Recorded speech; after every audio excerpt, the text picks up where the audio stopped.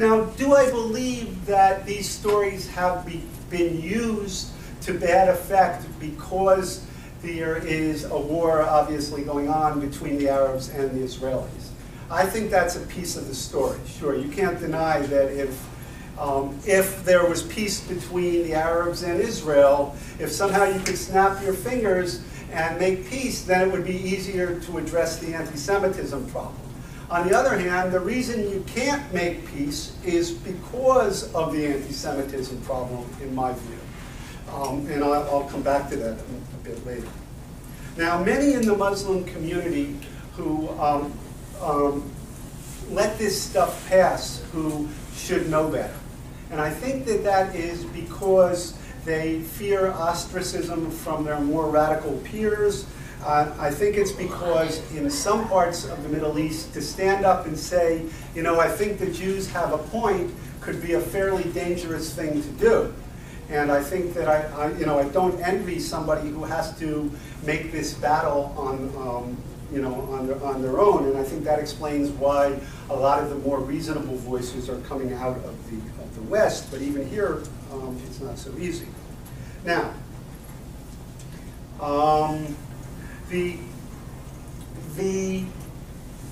so Morsi's comments, to get back to them. Why were they news? Isn't this, and that sometimes you actually hear that used against you.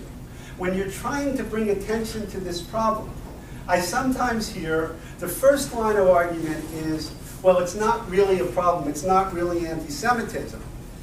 And then, when you convince them that it is, then they tell you, well, everybody knows that there's this anti-Semitism, so it's not news. So I'm finding that it cuts both ways. You have, on the one hand, people telling you that it doesn't exist. Then once you convince them that it exists, they say, well, we shouldn't talk about it because it's not news.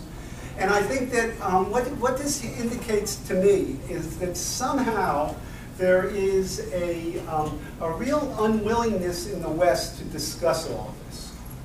And that I think that when I use the word conspiracy, I'm not using it in the sense of a secret conspiracy where people get together and say, let's not talk about this. What I think it is much more subtle.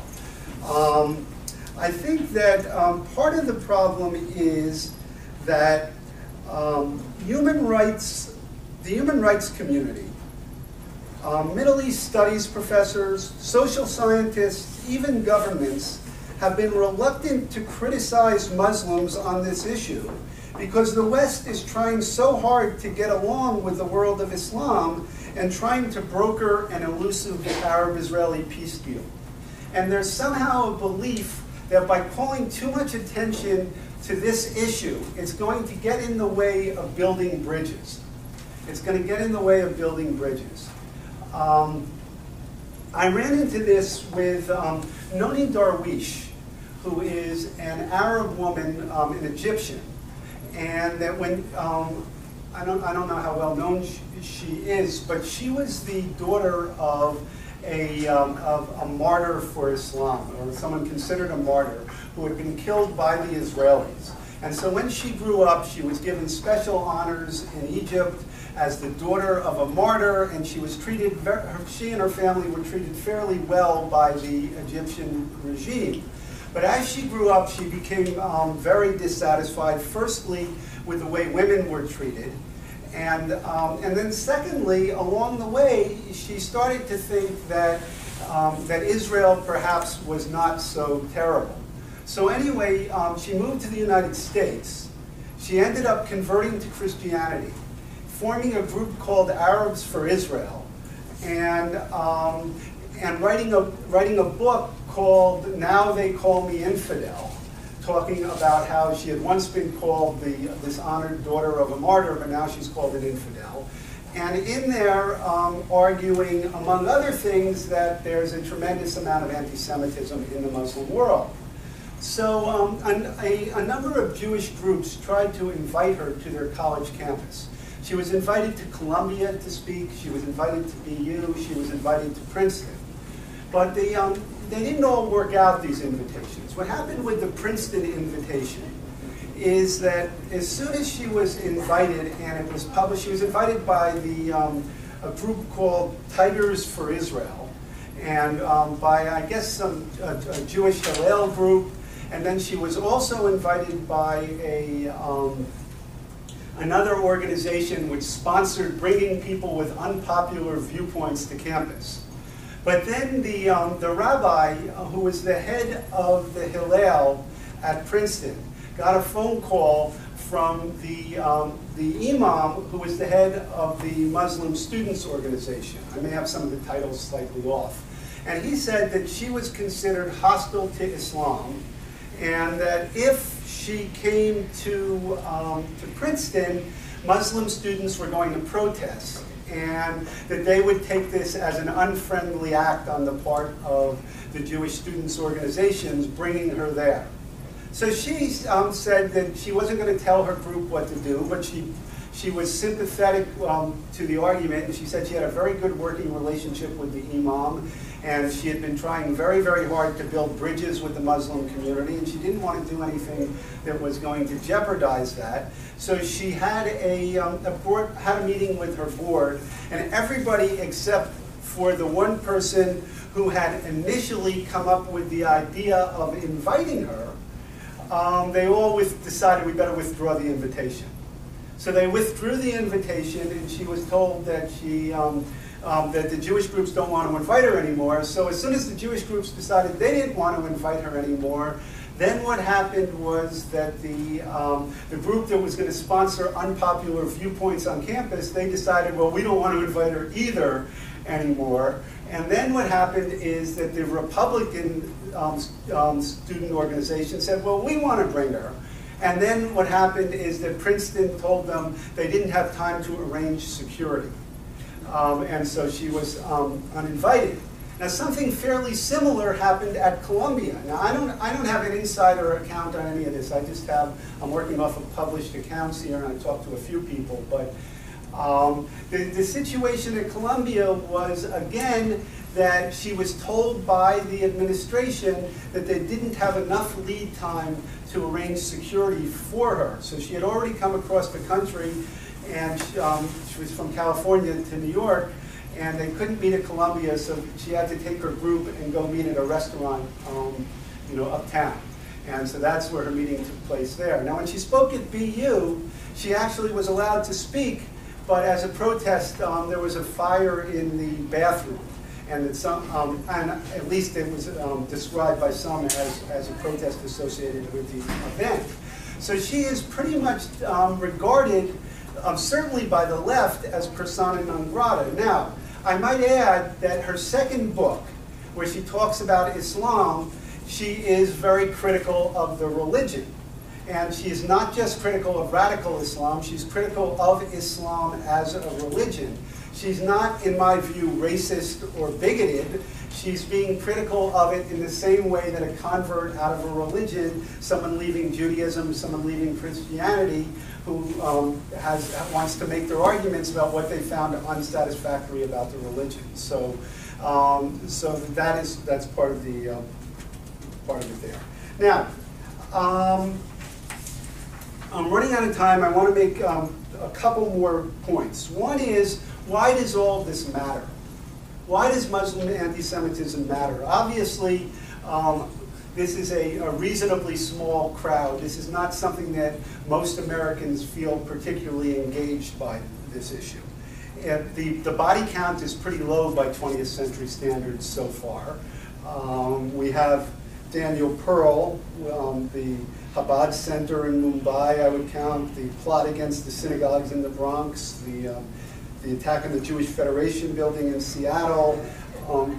There's a guy, Warren Weinstein, who went over to help Pakistan with its economic development, and he was kidnapped. And as far as I know, he hasn't been released. They kidnapped him because they sent a message out, we've got the Jew.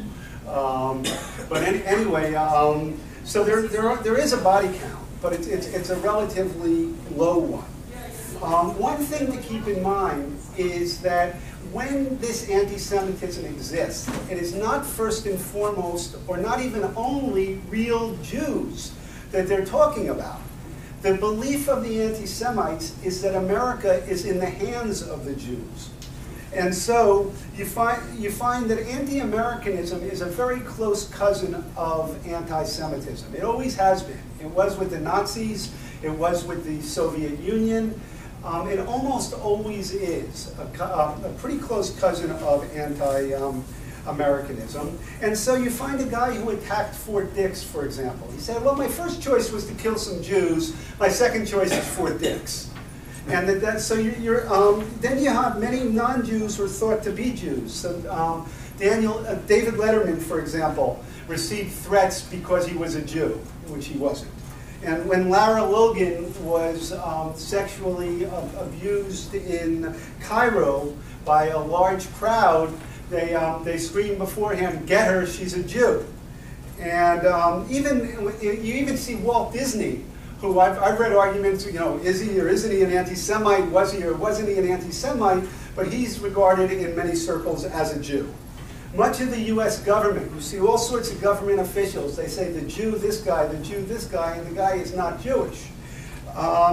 So that what we're talking about here is a complex of hatred that extends to Americans, it extends to non-Jews, and it's important to keep in mind that there never has been an anti-Semitic movement that was otherwise progressive.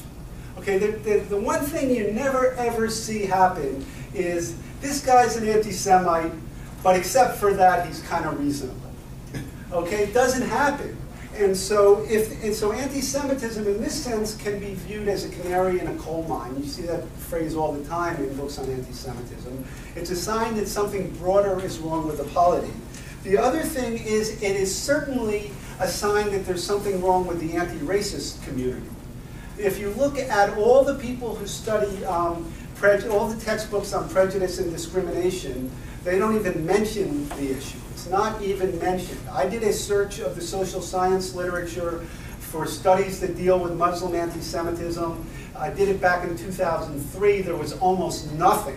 Since then, I've found maybe a handful of articles, a few books, but the community of social psychologists that was so important in combating anti-black racism, so important in combating so many other forms of racism. The social scientists, and I pride myself as coming from this community of social psychologists, they have nothing to say about this. There was one article that was published, and there's one research team with Lee Jussum and Floret Cohn operating out of Rutgers and College of Staten Island. It's done a couple of articles.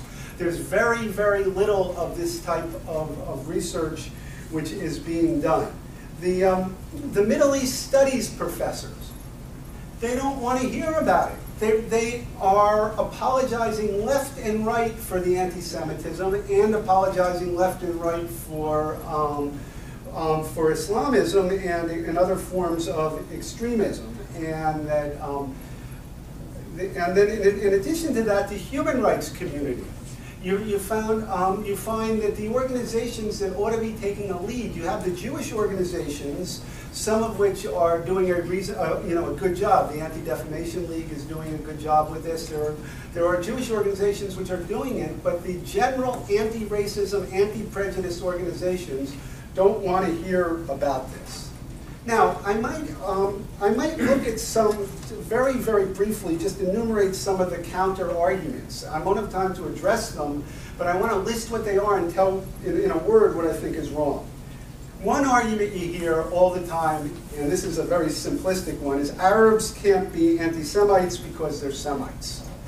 And then what this is simply a semantics game. Anti-Semitism, when it was formulated, was basically, it was in the 1870s when Wilhelm Marr coined the term. He was basically using it because he wasn't Christian, but he hated Jews. And so he wanted a pseudoscientific, well, he wanted a scientific basis. It turned out to be a pseudoscientific basis for his anti-Jewish racism. There never has been a movement which has targeted Jews and other Semites. But in any case, change the name if you want. Call it Jew hatred, and then that argument goes away. Another argument is Muslims don't hate Jews, they hate Zionists and or Israelis.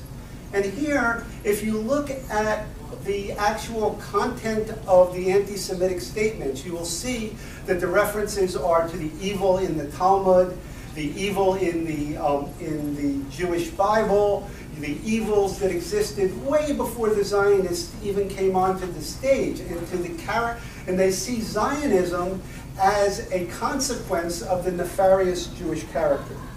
Another argument is all criticism of Israel is not anti-Semitism. The answer here is of course not.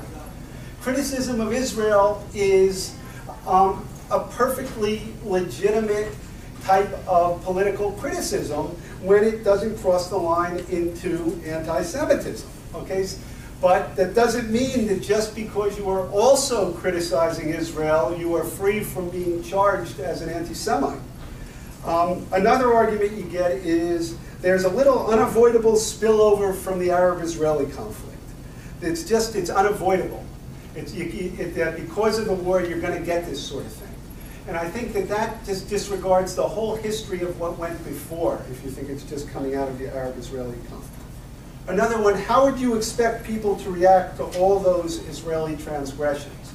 Well, here you have to refute this, you have to get into an argument about whether the Israeli transgressions somehow were of such an order as to merit the level of hostility and hatred that you see, and just what were these transgressions. So there's not a quick answer to this, but there's an answer because, first of all, even if those transgressions existed, it doesn't justify anti-Semitism. The argument that Islam has always provided historically provided a welcoming home for Jews. Well, Jews historically were considered dhimmis, or second-class citizens, and that they had to follow all sorts of rules that were discriminatory, and that this is just a misreading of history. Another one is to say it's historically inaccurate to say that Islam, the religion, contains the seeds of Jew hatred. Well, if you're going to argue that this is historically inaccurate, then you certainly have to make that argument, and the way Tarek Fatah is, and you have to go through all the seemingly anti-Semitic statements and show how they're not really anti-Semitic. And I don't see that happening very much. The real propagators of serious anti-Semitism are Christians, and the right wing in the United States. Well, there certainly is very serious anti-Semitism coming from the militia movement, the extreme right. They talk all the time about Zog, the Zionist-occupied government. Those guys are pretty bad, but I think that on the basis of the evidence, you would have to say that the larger threat is the threat coming from Islamic anti-Semitism, and it's not an either-or proposition in any case. That I'm painting with too broad a brush. And here I'm arguing that I'm not painting with too broad a brush. I am totally on the same page as liberal Muslims, as truly liberal Muslims. Bassam Tibi, I may disagree with him occasionally with some of his views about Israel. Tarek Fatah, I sometimes disagree with some of his views about Israel here and there. But basically, these are guys who see more or less eye to eye to, Khalil Muhammad at San Diego State is and Irshad Manji. They're not mainstream figures in Islamic theology, but they are people who consider themselves believing Muslims, and they have come up with essentially similar conclusions. Another one is nice people don't criticize other people's religious beliefs. Well, this is tricky because I'm not by nature someone who likes to criticize other people's religious beliefs, and I think we're better off in a world where we give everybody a lot of room for their religious beliefs. But on the other hand, when religious beliefs are used to justify hatred, then you can't criticize the hatred without also criticizing the religious beliefs. Nobody would argue that Jews did not have a right to criticize Christian theology when it was anti-Semitic. And another argument is, well, shouldn't we be talking about Islamophobia in the United States? And I think that in many ways we should. I believe that Islamophobia I think that word is not a good word because it implies fear, but I think that bigotry against Muslims does exist in the United States. And I think that if I were given, do I think in the United States that I experience a warmer reception as a Jew than a typical Muslim does? I think the answer is that I do.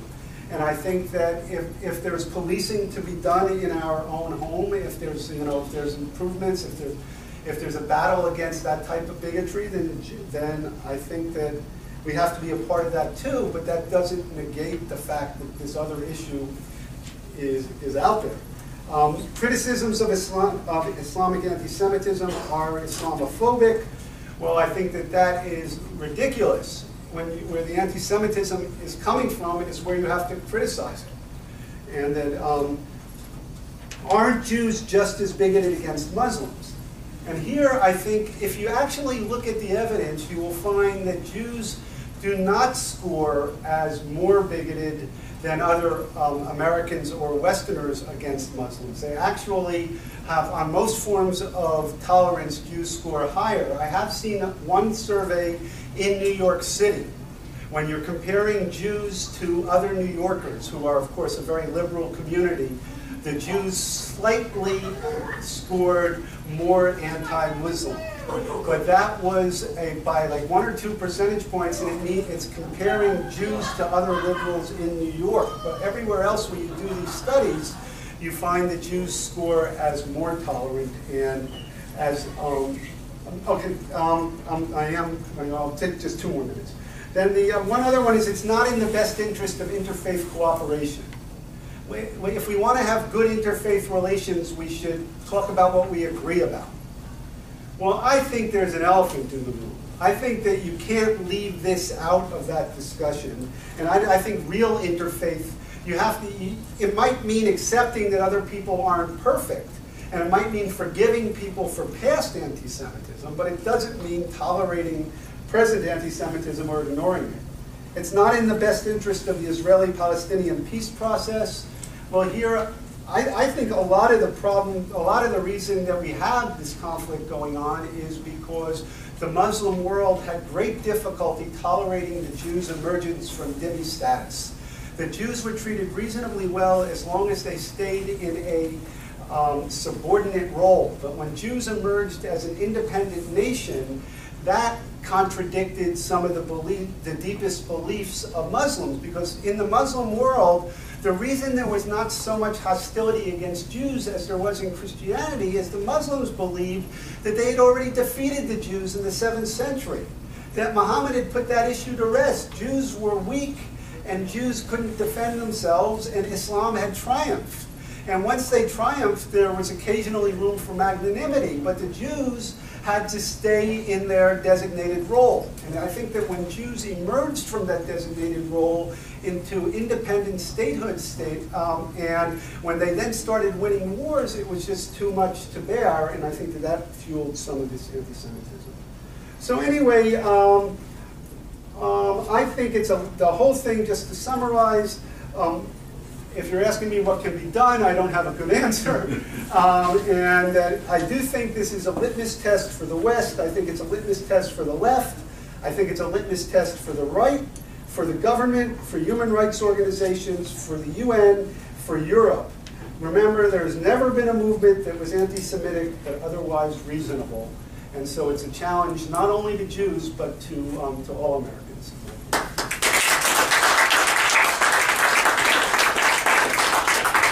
Very much. So to kick off, we're going to have a Q&A session for about 30 minutes. Professor? I'm not going to give for 30 minutes. I'm going to go first. I want to congratulate you for a very well-supported argument. I think that's very part of the problem addressing this is that that we fly off the handle and we're not sticking to facts. And one of the things that somebody's mumbling. I guess I'm mumbling. I don't want to stand up. I just want to. I think that what I particularly appreciate is the proof text, the very reasonable exploration of that, and yet we can't ignore the fact that the body count is very low. What does it mean? In other words, anti-Semitism usually has a very good body count. Okay. I just don't know. I'm asking you because I don't know the answer. I What have does a it quick mean? answer to that, which is that it could become very high in 10 minutes if you have this ideology wedded to nuclear weapons in Iran. Right. And that if you find this mindset, once it becomes wedded to the means of destruction, you have the ideology of mass murder here without the means of mass murder. I think what the reason the body count is low is because the Israeli army is strong, because the American army is strong, and because the Iranians don't have nuclear weapons yet, and because the Hezbollah rockets thus far haven't hit their targets. And I think that it's because the terrorist movement has not caught on in the West. So I think that the ideology here is very dangerous, and it is a confluence of fortunate events so far which has kept the body count low. It's not a it's not self-contained or self-limited. I think that the body count would be much higher if there. And there's also no access to Jews because the massive amount of Jews have left the countries which have the most anti-Semitic ideology here. So so I think that this is an ideology which has proved its potential in the past, and that the fact that the body count is low now doesn't mean that it will remain so. Hi, so my name is Meredith Mandel, and I actually used to cover Patterson, New Jersey, for the record, so I think I'm kind of interesting that we kind of were on the same turf. Yes. I have just two questions. One is, I'm curious, since you are from that neck of the woods, I mean, we know Passaic County is home to one of the largest Muslim populations in the country. You know, I think it was like Detroit, Michigan, and then Clifton, Passaic. So I'm curious, like, how your students, who I'm assuming many come maybe from Muslim backgrounds, have received you and your book and sort of, Okay. And then two, as a journalist, you know, I'm really concerned about Al Jazeera coming to America now. They're hiring 100 new jobs in New York, and I'm just wondering if there's going to be more, if you know if there's going to be more monitoring of Al Jazeera as a media outlet, because I feel like that their bias is quite anti-Semitic. Okay, let me answer the first part. First of all, one of the places where the Protocols of the Elders of Zion appeared was in a local Patterson Arab newspaper, and that they published it right then and there. And then when they asked the editor, well, you know, this thing has been declared in 4 courts to have been a forgery, he said, well, I'm not really passing judgment on it. I want my readers to decide. So, but as far as the question about my students is interesting, because I am impressed by the diversity of the Muslim community, and I am impressed by the fact that I have had many students who, and possibly it's because as a professor you have the ability to frame an argument, to frame a discussion, but the many students who have been reasonably responsive, who have been, I try to present my arguments respectfully and fairly, and I find that when I do, I have not encountered, for the most part, hostility from students. Now, I think some students may avoid my classes because it's pretty clear what I write about. You know, the reviews of my book sometimes appear on my door, being as vain as other authors. But you know, so they know who I am, and they may avoid my classes. But the Muslim students I've dealt with, I run an honors program. I've had students working with me closely. Has not been an issue. There has been one occasion where, and this was after Israel assassinated one of the Hamas leaders, I think Yassin. Yassin? Is that Which one? In Gaza? No, somebody. One of the guys who founded Hamas. Yassin, or yeah, Yassin. Yeah. When Israel killed him, this guy decided that I was personally behind it somehow, and that he sent me and. He had met with me once or twice before because he said that he thought that he didn't like my views on Islam. He came from Syria and he wanted to talk to me about it and to educate me, and we talked. And I thought we had reasonably friendly conversations. I didn't convince him, he didn't convince me. And he got a little hot once or twice, but I think that happens often when you have discussions about these type of topics. But then, after this assassination, he sent an email telling me that he knew what I and my Zion Nazi friends like Daniel Pipes were up to, and that we were behind this killing. And he said he had to come to me 3 times to tell me, the truth about Islam. And he'd come to me 2 times, and that this was my 3rd warning, or something like that. And it got kind of scary.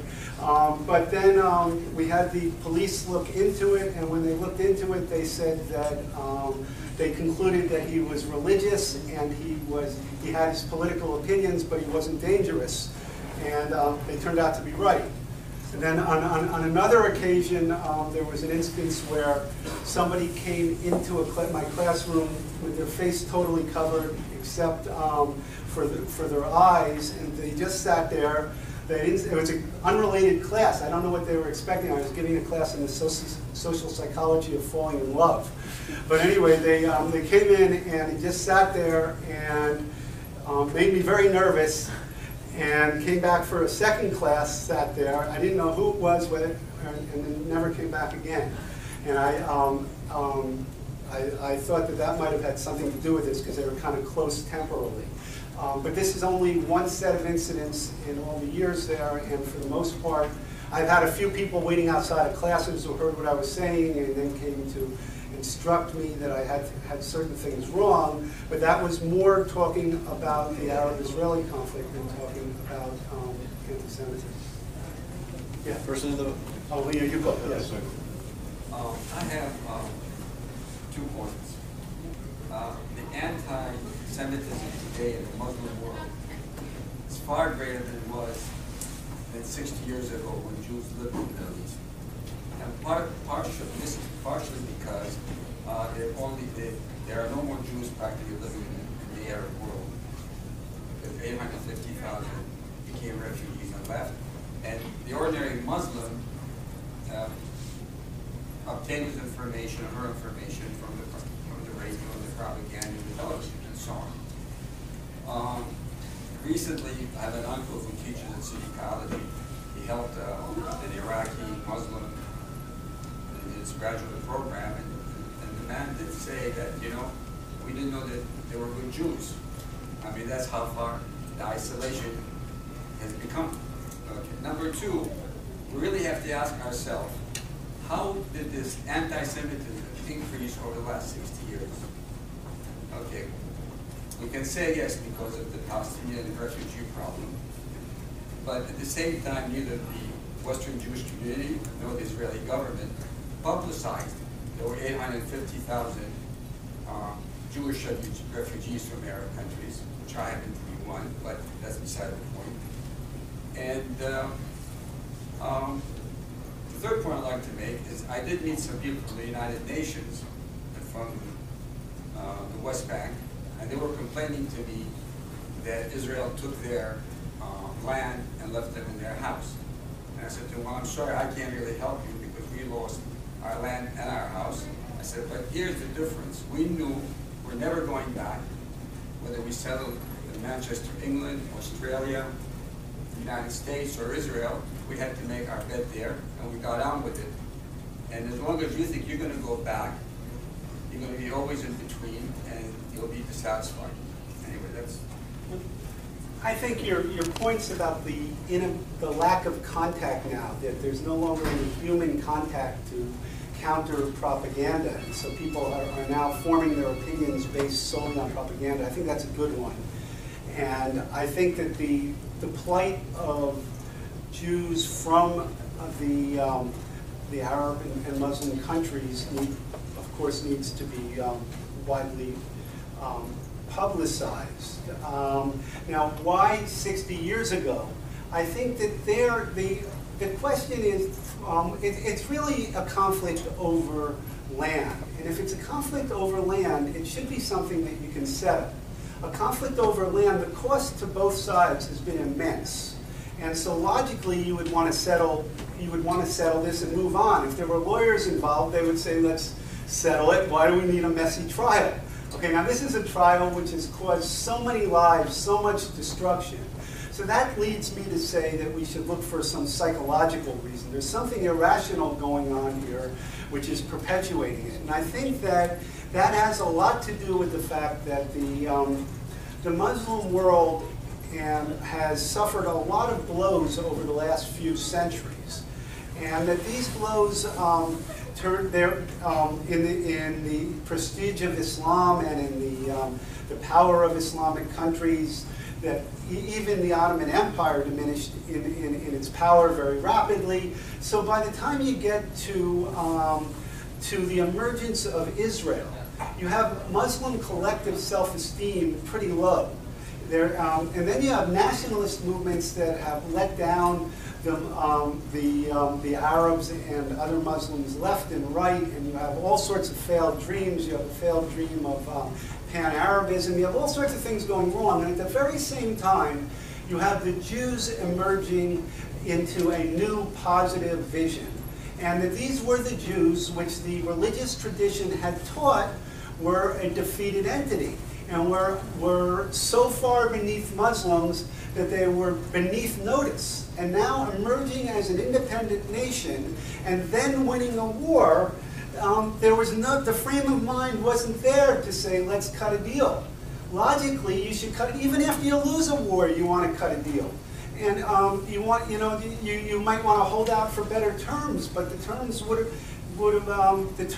been there had they insisted. And so why didn't they accept the deal? I think it was because it would have required a narcissistic injury at such a level, a collective injury to the self-esteem or the sense of self-worth that would have been too hard to bear. And that's at least, I think, part of it. I'd like to ask you a question. Yeah. So this is a good explanation from a social psychological perspective, social psychology. So I study ideology. From an ideological perspective, is it really sort of this trauma, narcissism, and going on, or is it sort of an Eastern perception of history and of time? Our sense of time and space is very quick. Michael Jackson is an old-time singer. He's no longer cool and popular. Music trends change very quickly here. Their sense of time and space is different. And ideologically, politically, for a non-practicing Muslim to have self-control, to have self-determination over Islamic land is a sin. It's unacceptable. And the rise of radical Islam, of political Islam, which is anti-Western, is rising with the help, as you pointed out in your lecture, by Western interests. So how is it possible that Muslim Brotherhood can't make peace with, it's not just the Jews, with any entity that is a non-practicing Islamic state that insists on self-determination? What if there had been some responsible leaders in the Arab world, or and that they had, and then instead of getting Nasser, they got somebody who really wanted to build the country without the hatred and to move forward and to cut a deal. At a critical point, he had enough power that he could have pulled something like that off. And I think a key judgment like that, a key move like that, and you wouldn't be hearing so much from this this tradition going way, way back. I think that there could have been an intervention like that. Or what if instead of or the Shah tried to modernize, but he did it in a very heavy-handed and brutal way in Iran. But what if somebody had managed to pull that off? They were getting close to a more modern perception. Then I don't know if we would still be thinking that this was so inevitable that this old-time mentality was going to. So you go ahead. I keep forgetting. You do it.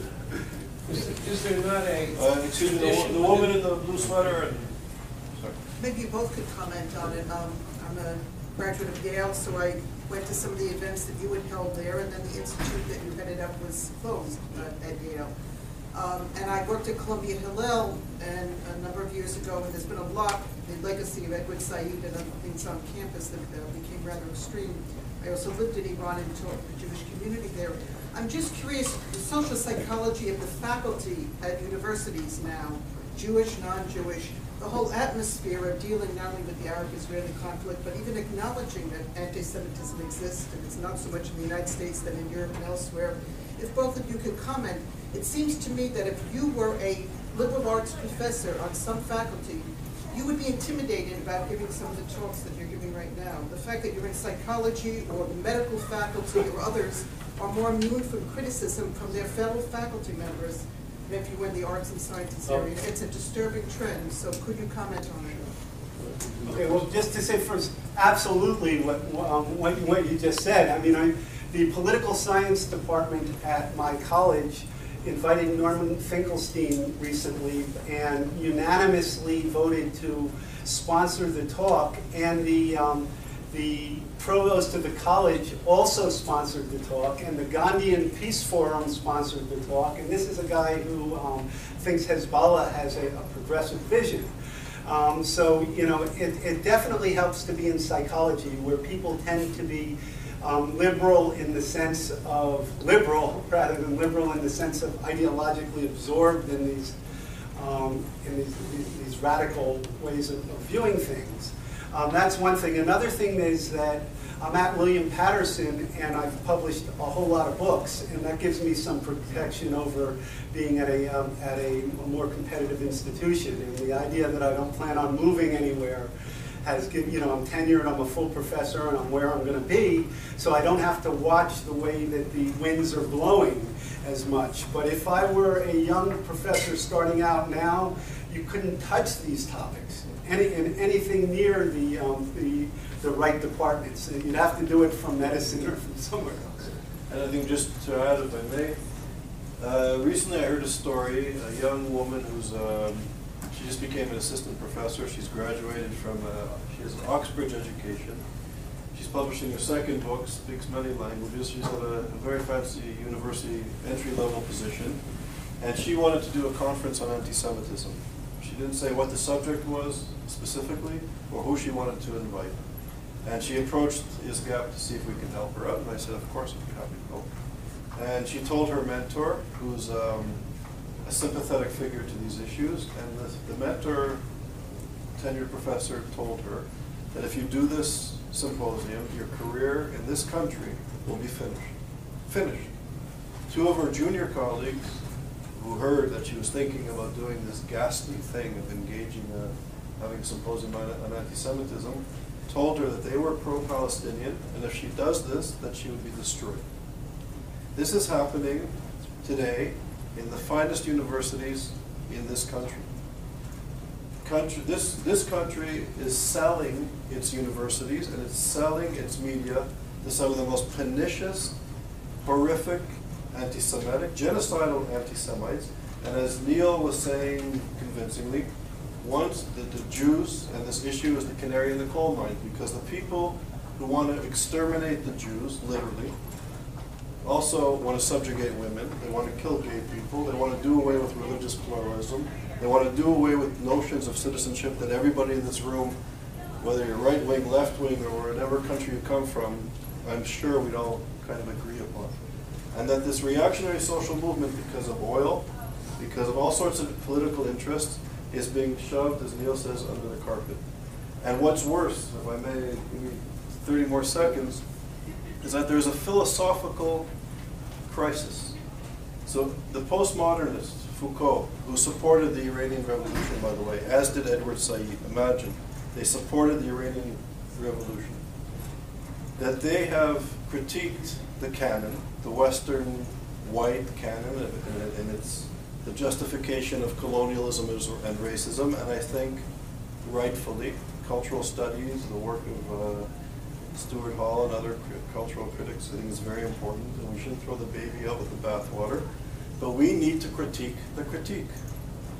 That the fact that if you mention anti-Semitism in an Ivy League school or in a good Oxbridge, Western, Sorbonne University, you are perceived as racist, you're perceived as right-wing and fascistic.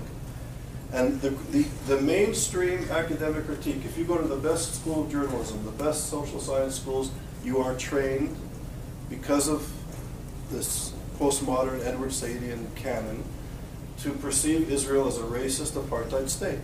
And if you are a liberal, human rights-minded person, and if Israel is this racist apartheid state, you are morally obligated to dismantle it. And if any kids on campus go to Hillel that is pro-apartheid state, they are the enemy. They are the enemy in your midst. They are the racist, fascists that need to be attacked. And this is the new anti-Semitism. And contemporary anti-Semitism demonizes Israel, and it's demonizing all the communities in the Western world, and it's rapidly increasing. And our intellectuals, as Neil correctly says, the media of record cannot deal with this issue. And the catastrophe of anti-Semitism, in its time, we've been never able in its time to address the anti-Semitism. So today we can talk about Christian anti-Semitism, but if you did centuries ago, you were nailed to a cross, or you were eliminated. If you were anti-racist anti-Semitism of the 20th century, you were an enemy of the people. Today, if you talk about these issues, you have no future in the academy. You cannot be a journalist. You are perceived as an outsider. Now, I don't understand how I became perceived as a conservative. I've been spending my entire career studying racism, discrimination. I was involved in every possible way in opposing racism. I come down, I'm against anti-Muslim bigotry, the whole thing. I'll just say, you'll just interrupt, I'm sorry. I was the chairperson of the African National Congress Solidarity Committee of the United Kingdom and of Canada, and I was working with the leadership of the ANC. I was fighting for Indigenous people's rights in Canada. And so I come from this human rights background, and I am, And yes. May I come in? I'm a student at Yale who went to the provost at my last reunion and say, why was Charles Small's outfit, why was this gone from campus? Partly because they had a conference that had to do with Iran and anti-Semitism coming out of Iran. And I've lived in Iran, I taught the Jewish community, and there was anti-Semitism coming out of Iran, but the academy can't face it. It's a very worrying concern because many of my friends who are not on campuses in my age group, moderate Jewish people, have no idea what's going on with the liberal arts faculty at universities now. And we are not conservative people, but the label will be applied to you because that will delegitimize your voice on campus. And it's very, very concerning because it's a trend that I think that's financed, and I think it's a trend that will continue. And it's a very concerning one. Agreed, unfortunately. So the gentleman with the keyboard. Yes, I really appreciate that you're bringing a psychological perspective to this issue, and I wanted to just check out with you David Price Jones and some of the stuff that he's written around the issue of honor. I think it's very hard for Western to understand this, and if I'm not asking too many things at once, I am really struck by these people that I would call at some level Muslim dissidents. Nomi Darwish and Ayan Hirsi Ali are they're now apostates in a sense, but then you've got people who are still inside the fold. Is it surprising that we don't have more Muslim dissidents or people that are willing to speak out, considering that there are 1.2 billion Muslims in the world? Or maybe this is just how being a dissident is in the human reality, regardless of the cultural or religious group. But if you could talk about from a psychological perspective, maybe why we don't see as many dissidents as we would like on this issue. Well, I've got to believe that there are a lot more than you see and hear, and that you do hear a lot of people who speak very reasonably about these issues privately.